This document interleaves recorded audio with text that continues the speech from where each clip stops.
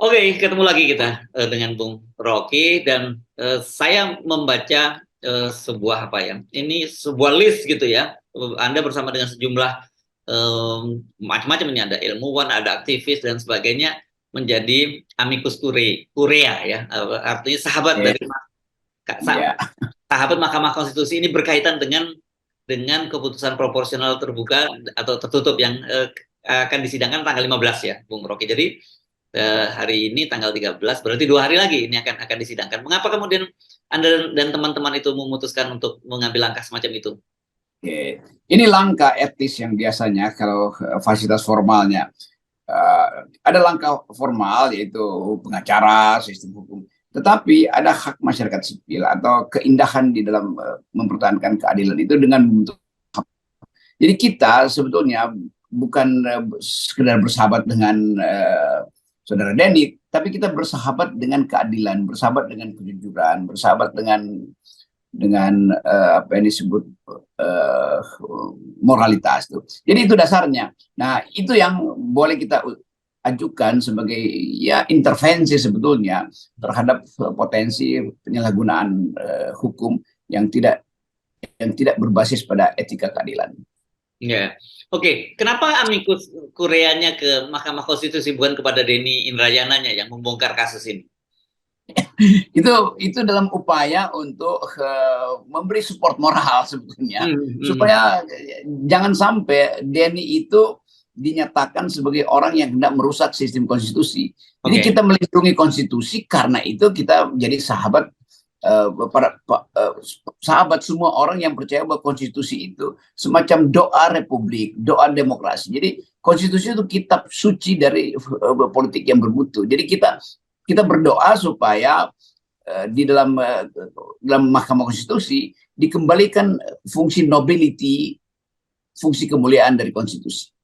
Ya, ya, dan kita percaya memang meskipun ya secara umum sekarang ini ada kecenderungan bahwa Mahkamah Konstitusi itu hakim-hakimnya itu menjadi guardian of power ya, tapi masih ada sebenarnya orang-orang yang punya akal sehat di sana, dan mungkin itu yang Anda maksud, kemudian perlu orang-orang semacam ini diberi dukungan moral bahwa kalian tidak sendirian loh gitu, publik tidak sendirian, dan berharap yang lain juga akan menganggap oh ini bahaya kalau kalau arus publik semacam itu gitu.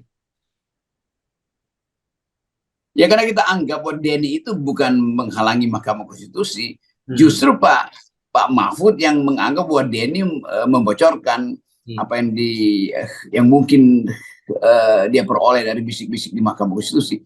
Tetapi bisik-bisik di Mahkamah Konstitusi juga sengaja dibocorkan supaya ada reaksi publik sebetulnya, kan. Kita mesti Hmm. membaca begitu. Jadi Ya. kita bersahabat dengan mereka yang membocorkan potensi Mahkamah Konstitusi itu berubah menjadi mahkamah kekuasaan. Jadi itu intinya. Jadi kita mau membela kemuliaan dari Mahkamah Konstitusi, bukan membela membela Den Indrayana, tapi kita membela kemuliaan dari konsep negara yang berkonstitusi. Mm. Nah, ini kan kelihatannya meskipun ya ini kan bukan hanya hanya kita partai-partai politik di parlemen, dari 9 partai politik 8 juga sudah menyatakan menolak gitu ya. Tetapi kan kita tahu ya sekarang ini perilaku dari kekuasaan kita itu kan nggak peduli, Bung Rocky, dengan opini publik seperti apapun. Ketika mereka mau melakukan itu ya mereka tetap lakukan, dan itu terbuktikan banyak sekali lahirnya undang-undang di DPR dan banyak praktek-praktek politik lain yang menunjukkan itu. Jadi sekaligus dengan gerakan ini menjadi sahabat Mahkamah Konstitusi, kita mau pamerkan bahwa Mahkamah Konstitusi sebetulnya ini sekedar olok-olok kecil bahwa Anda lebih banyak bersahabat dengan iblis daripada malaikat, kira-kira begitu. Dan Hmm. sejumlah agenda kita lihat dari awal bahwa Mahkamah Konstitusi itu cenderung atau bahkan didesain untuk membenarkan kepentingan kekuasaan. Hmm. Jadi kita sebetulnya ingin menyodorkan amplop baru pada Mahkamah Konstitusi, kan amplop lamanya itu isinya adalah uang, materi, jaminan perpanjangan masa masa pensiun segala macam tuh. Jadi kita mau kembalikan marwah. Nah, kalau kita bilang dalam Hmm. pengertian hari ini, marwah dari konstitusi, supaya jangan dijebak dalam cawe-cawe istana. Itu aja prinsipnya tuh. Ya, ya. Tapi kalau Anda lihat trennya seperti apa sekarang? Apakah Anda yakin bahwa akan punya keberanian Mahkamah Konstitusi untuk melawan tekanan dari istana itu? Karena itu kita dampingi mereka supaya mereka berani melawan istana. Karena kelihatannya gerakan masyarakat sipil, saya bicara di kalangan buruh, mahasiswa, dokter-dokter, eh, eh, dosen-dosen hukum tata negara, menganggap bahwa ada potensi Mahkamah Konstitusi itu melemah atau dilemahkan gitu. Karena ya dari awal kan sistem rekrutmennya terlihat bahwa itu bias pada kepentingan eksekutif. Jadi sekali lagi ini semacam soft power dari masyarakat sipil untuk mengedarkan keprihatinan sebetulnya. Ini sebenarnya surat keprihatinan bahwa keadaan kita itu compang-camping. Ya, jangan sampai Mahkamah Konstitusi semacam benteng terakhir, the guardian of the constitution itu, dia kehilangan marwahnya tuh. Jadi kita dampingi itu sebetulnya. Nah, dalam upaya pendampingan itu kita sekaligus kasih sinyal bahwa istana lah yang merusak seni-seni berkonstitusi di negeri ini. Nanti kita akan dalilkan nanti di dalam konferensi pers. Oke, oh ini baruan ya, ini baru dikirim saja ke Mahkamah Konstitusi atau ini baru rencana saja, Bung Rocky? Ini udah petisinya udah dibuat. Argumennya dibuat tuh bahkan semacam ya bukan sekedar himbauan, tapi satu dorongan moral supaya Mahkamah Konstitusi itu berubah atau kembali pada realnya. Ini udah jalan proses itu. Ya, ya. Dan sebenarnya kita ini sebenarnya bisa menyimpulkan ya, kalau lembaga-lembaga hukum yang tertinggi ya di Indonesia, Mahkamah Agung, Mahkamah Konstitusi, sebenarnya itu juga mengalami pembusukan. Sebenarnya kan bangsa ini sebenarnya sudah membusuk ya, Bung Rocky ya. Nah, saya kira itu intinya, sebab begitu fondasi konstitusi itu digerogoti oleh ambisi, digerogoti oleh kepentingan pragmatis yang sekedar membuat Mahkamah Konstitusi sebagai stempel dari kepentingan di istana, itu artinya fondasi dasar bangsa kita udah rapuh itu. Dan kerapuhan itu berbahaya bagi upaya untuk menegakkan keadilan sosial, karena Mahkamah Konstitusi yang dikendalikan oleh kekuasaan juga tidak mampu lagi untuk merefleksikan dirinya sebagai penjaga konstitusi, kan dasarnya begitu kan. Karena harusnya Mahkamah Konstitusi secara rutin itu kasih sinyal bahwa kekuasaan berupaya menekan kita loh, jadi tolong amikus ini bersiap-siap misalnya untuk membantu kami. Kan itu bisa dari sinyal, semacam keterangan kecil dari ketua atau hakim Mahkamah Konstitusi.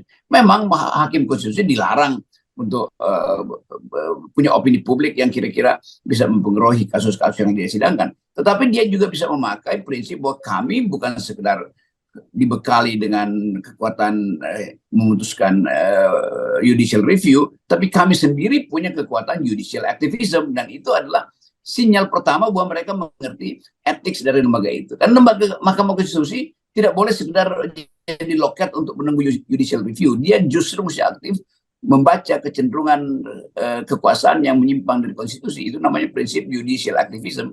Itu dia aktif untuk membela kehidupan berkonstitusi.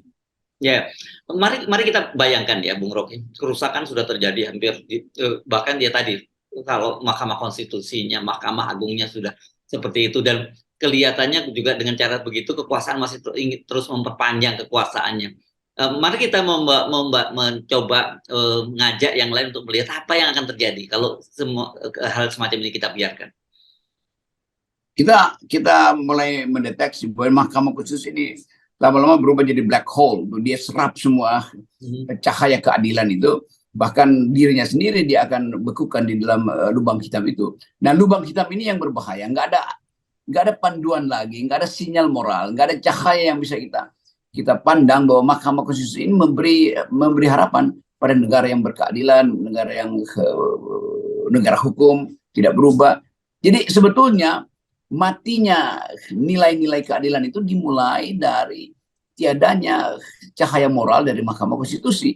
Kita perlukan, kalau disebut hakim konstitusi, ya dia harus punya keahlian membaca arah bangsa ini kan, bukan sekedar keahlian teknis membaca undang-undang atau mempersoalkan tertib judicial review-nya, tapi dia sendiri harus kasih sinyal sebagai the guardian of the constitution. Dia berhak untuk memberitahu bahwa ada yang akan masuk merongrong konstitusi kita. Karena itu sebagai the guardian, sebagai penjaga, saya memberi sinyal baru tuh. Nah sekarang itu yang nggak terlihat. Justru Denny Indrayana yang mengambil alih fungsi itu, bahaya loh. Karena Mahkamah Konstitusi mungkin akan cawe-cawe karena ditekan oleh kekuasaan, sehingga akan mengeluarkan keputusan yang bertentangan dengan aspirasi demokrasi, bertentangan dengan prinsip-prinsip pemilu yang jurdil. Kira-kira itu. Nah itu yang seharusnya diucapkan oleh pers supaya pers juga menjadi sahabat dari Mahkamah Konstitusi, bukan sahabat dari hakim-hakim yang dungu itu, tapi sahabat dari ide konstitusionalisme. Kira-kira itu kan. Ya, ya, ya. Dan yang ngerinya pada terjadi ketika ada seorang bicara tentang kebenaran, justru malah dia mau dikriminalisasi kan, itu yang terjadi pada bangsa ini. Jadi betul-betul keburukannya udah sangat sempurna gitu. Itu juga yang kita herankan. Denny Indrayana itu berupaya untuk memberi sinyal awal potensi pelanggaran etika di dalam putusan atau potensial putusan dari Mahkamah Konstitusi. Kenapa? Karena bipernya Denny itu bekerja. Intuisi Denny sebagai seorang ahli tata negara tahu bahwa akan ada penyelewengan. Apalagi Denny ada di dalam semacam tradisi. Dia kan jadi guru besar di Australia, dan orang yang ada di luar itu jarak akademisnya lebih peka dari orang yang ada di dalam. Dia bisa bikin refleksi yang lebih tajam dari luar. Jadi penciuman dia terhadap potensi pengendalian politik di Mahkamah Konstitusi itu yang dia tuliskan. Dan itu sebetulnya hal yang baik-baik aja kan, supaya dari awal ada preempt, ada wake up call, ada penanda awal bahwa ada bahaya sebetulnya di dalam sistem kita berkonstitusi. Ya, yeah. Dan kalau toh kemudian dia kriminalkan, kita kan kemarin mengambil tamsil dia seperti seorang Robin Hood gitu ya, yang ketika dia melihat para pejabat negara, para penguasa itu melakukan kejahatan, memeras rakyatnya, dan kemudian diambil balik dan itu bagian pada rakyatnya. Orang boleh nggak sepakat dengan cara dia, tetapi kalau bagi kita bukan soal caranya, tapi bagi apa sebenarnya yang dia sedang perjuangkan kan. Sebetulnya Denny Indrayana melakukan hal yang dalam kondisi etis sama dengan yang dilakukan oleh Mahfud MD. Kan Mahfud suka membocorkan keburukan. Iya. Mahfud sendiri sering jadi devil's advocate untuk kabinetnya sendiri itu. Yes. Jadi Mahfud membocorkan apa yang ada dalam kabinet, itu lebih gila lagi yang dilakukan Mahfud kalau begitu. Denny justru mendengar bocoran dari dalam Mahkamah Konstitusi. Nah, kenapa Denny yang disalahin sebetulnya? Pak Mahfud juga ini, kita nggak bisa percaya akhirnya ini Mahfud berperan sebagai apa? Dia berperan sebagai neo-Machiavellian yang berupaya untuk memberitahu dari awal bahwa ada potensi kecurangan atau ada potensi pembusukan di dalam kabinet, sama seperti Denny lakukan hal yang sama di Mahkamah Konstitusi. Nah, yang ajaib justru Mahfud menegur Denny, berarti Mahfud menegur dirinya sendiri dong. dan perlu kita ingatkan pada Pak Mahfud, kan Anda sendiri pada waktu itu justru sendirian ya menyatakan sebagai amikus Korea Mahfud gitu ya. Iya, iya karena itu. Jadi sering kali nih Pak Mahfud alam pikirannya itu bisa berubah-ubah tuh, tergantung penciuman dia terhadap arah angin koalisi, kira-kira begitu. Saya kira mungkin di satu sisi gini, ketika mungkin kita tidak menyebutnya bipolar ya, bukan ya, tapi ada dua kepribadian ganda. Satu, ketika dia sebagai aktivis dan sebagai akademisinya muncul, dia bersikap seperti itu. Tapi ketika dia tiba-tiba jadi politisi, dia berubah lagi pernyataannya. Saya kira itu yang perlu kita pahami. Makanya kita sebut kemarin two face of Mahfud MD. Ya, kita mau tegur atau bukan tegur lah ya, sebetulnya tegur sebagai pejabat publik dia kita tegur, tapi sebagai akademisi dia sahabat kita peringatkan jangan sampai ada avatar Mahfud yang orang nggak tahu ini Mahfud yang benar atau Mahfud yang cawe-cawe, ini Mahfud KW atau Mahfud yang otentik, kan itu intinya.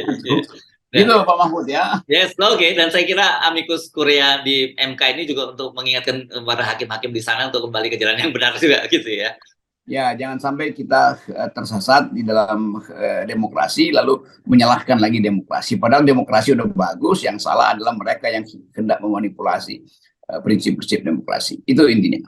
Oke, thank you Murung. Tetap 0%. Ya, yes. nolkan etika.